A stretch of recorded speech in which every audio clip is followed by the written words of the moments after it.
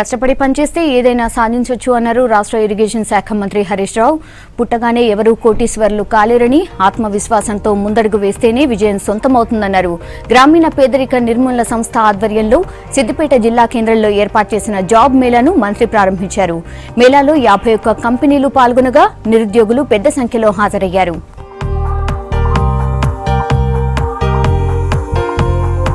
చాలా ముఖ్యం. ఉద్యోగం వస్తుందా అనే అనుమానంతో ప్రారంభం కావద్దు. ఎందుకు రాదు, తప్పకుండా వచ్చి తీరుతుంది అనే ఒక ఆత్మవిశ్వాసంతో మీరు అడుగు ముందుకేయండి. తప్పకుండా మీరు దాన్ని సాధించగలుగుతారు.